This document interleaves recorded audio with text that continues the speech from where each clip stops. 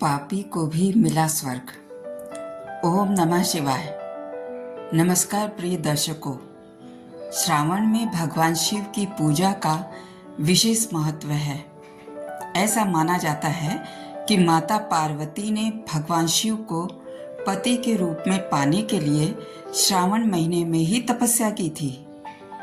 आपको मैं शिव पुराण की एक ऐसी कथा सुनाने जा रही हूँ जिसमें भगवान शिव ने बुरे कर्म करने वाले को भी स्वर्ग बुलाया, क्योंकि उसने अनजाने में ही शिव जी की भक्ति की, जिसे वो खुद भी नहीं जानता था। लेकिन भोलेनाथ ने उसे अपना भक्त मान लिया। यह कथा यज्ञदत्त नाम के ब्राह्मण के बेटे गुणनिधि की है। उसने 8 साल की उम्र में ही बहुत सारी विद्या हासिल कर ली थी। उसके पिता शिक्षक थे, पर न जाने कैसे गुणनिधि बुरी संगत में पड़ गया और सारा दिन जुआ खेलता रहता।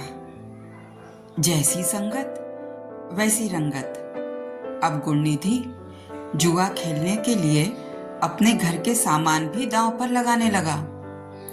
उसकी माँ बहुत परेशान थी, उसे समझाती, पर गुणनिधि उसकी एक न सुनता। उधर पिता अपने काम में व्यस्त थे। माँ को गुणनिधि की चिंता सताने लगी, तो उसने खुद को समझा लिया कि जब गुणनिधि की शादी हो जाएगी तो वह सुधर जाएगा। एक दिन ब्रह्मदत्त ने पत्नी से पूछा कि गुणनिधि कहाँ गायब रहता है। माँ ने गुणनिधि को बचाने के लिए कहा वो मंदिर जाता है, पर गुणनिधि के माँ के चेहरे पर डर साफ दिख रहा था कि कहीं उसके पिता उसका झूठ न पकड़ ले। वो बहाने से घर के काम में लग गई। एक दिन गुणनिधि ने अपने पिता की अंगूठी चोरी कर ली।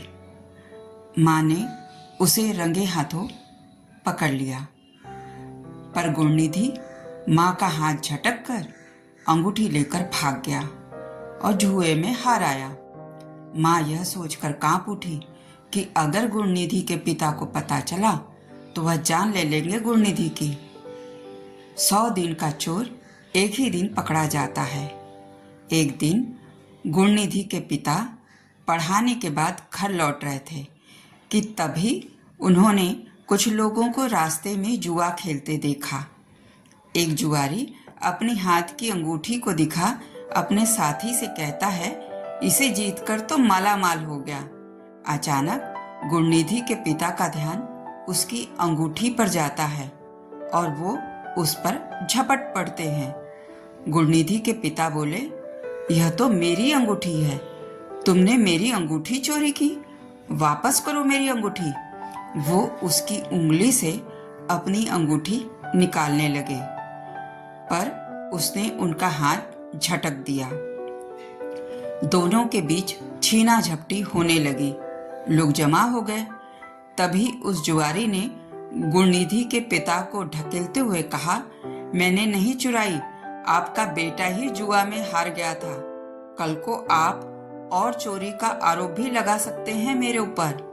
वो भीड़ को देखकर बोलने लगा, मैं सबके सामने बता देता हूँ, गुणनिधि घर के बहुत सारे सामान भी हार गया है जुआ में। लोग गुणनिधि के पिता को देखने लगे और आपस में कानाफूसी करने लगे।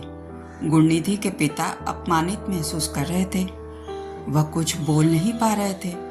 उन्होंने अपनी नजरें झुका ली। जुआरी बोला, भरोसा न हो तो अपने बेटे से जाकर पूछिए। गुणनिधि के पिता गुस्से में घर पहुंचे। उनको गुस्से में तमतमाया देख गुणनिधि और उसकी माँ सहम गए। ब्रह्मदत्त ने गुणनिधि को गुस्से से देखा और गुणनिधि की माँ से अपनी अंगूठी मांगी, तो माँ ने डरकर बहाना बना दिया कि याद नहीं आ रहा कहाँ रखी है। इसी के साथ गुणनिधि के पिता ने गुस्से में सारा घर छान मारा। खीज में सामान को जोर जोर से पटका, जिससे तेज आवाज आती रही। गुणनिधि के पिता ने देखा कि सभी कीमती सामान नदारद हैं। ब्रह्मदत्त के गुस्से का ठिकाना न रहा। उन्होंने बौखलाकर गुणनिधि की माँ से कहा, घर में होगी तो मिलेगी ना, और कितना झूठ बोलोगी अपने बेटे की बुराई छिपाने के लिए। इसने जुआ में सारा घर लुटा दिया, मेरे मेहनत की सारी कमाई जुआ में उड़ा दी। गुणनिधि डरा सहमा खड़ा रहा। उसके पिता ने उसे घूर कर देखा और कहा, तुमने मेरा ही नहीं अपने ज्ञान का भी अपमान किया है। माँ बेटे ने मिलकर मुझे धोखा दिया है। सबके सामने मुझे अपमानित होना पड़ा। दोनों इसी समय मेरे घर से निकल जाओ। दोनों माफ़ी मांगने लगते हैं, पर गुणनिधि के पिता नहीं मानते। दोनों को घर से निकाल देते हैं। बहुत दूर चलते चलते गुणनिधि अपनी माँ से बिछड़ गया। 3 दिन से वो भूखा था। उसके चलने की शक्ति खत्म हो गई। उसका सिर चकराने लगा। चेहरे पर पसीने की बूंदें छलछला रही थी। उसका चेहरा सूख गया था। कपड़े पर धूल मिट्टी लगी थी। वह बेहोशी की हालत में लड़खड़ाते पैरों से एक शिव मंदिर के सामने बैठ गया। दोपहर से शाम हो गई। तभी उसने बेहोशी की हालत में धुंधली आंखों से देखा कि एक परिवार भगवान शिव के लिए भोग लगाकर गया है। पूजा की थाली में हलवा पूरी और मिठाई थी। उसने सोचा, रात में छिपकर वह मंदिर में घुसकर प्रसाद खा लेगा और किसी को पता भी नहीं चलेगा। रात में गुणनिधि से उठा नहीं जा रहा था, पर पेट कुलबुला रहा था। वो किसी तरह सरकते हुए मंदिर के अंदर पहुंचा।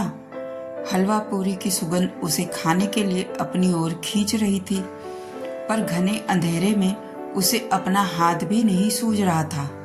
उसने किसी तरह अंधेरे में टटोलते हुए 2 लकड़ियों को उठा लिया, जो रगड़कर दिया जलाने के लिए थी। गुणनिधि ने अपना ऊपरी वस्त्र उतार दिया और दोनों लकड़ियों को रगड़ने लगा। तभी चिंगारी निकली। उसने अपना ऊपरी वस्त्र जला दिया ताकि उसे भोग में चढ़ाई गई हलवा पूरी दिखाई दे।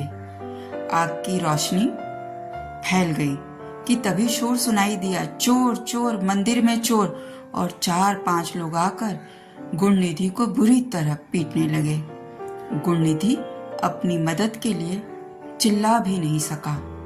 गुणनिधि को उन लोगों ने पीट पीट कर मार डाला। यमदूत गुणनिधि की आत्मा को ले जाने लगे कि तभी शिव भगवान के दूत ने आकर उसे रोक दिया और कहा, यह शिव जी का भक्त है। यमदूत ने कहा, यह तो बहुत बड़ा पापी है। इसने अपने माता पिता को कष्ट दिया है, बुरे कर्म किए हैं। शिव जी के दूत ने कहा, इसने शिव जी के लिए व्रत रखा और अपने वस्त्र जलाकर शिव जी के लिए दिया भी जलाया, इसलिए इसके सारे पापों का नाश हो गया। वो गुणनिधि को स्वर्ग लेकर गया। शिव जी स्वर्ग में माता पार्वती के साथ बैठे थे। वो माता पार्वती को गुणनिधि के बारे में बताते हैं और उसे जीवित कर देते हैं। गुणनिधि भगवान शिव और माता पार्वती के पैर छूता है और अपने पापों के लिए क्षमा मांगता है। शिव जी और माता पार्वती उससे आशीर्वाद देते हैं। प्रिय दर्शकों, इस कथा का यही सार है कि ईश्वर समदर्शी हैं। पेट पूजा के लिए जो गुणनिधि ने किया, उसे उन्होंने अपनी ही पूजा मानी, यानी पेट पूजा के लिए किया गया प्रयास भी शिव जी की पूजा है।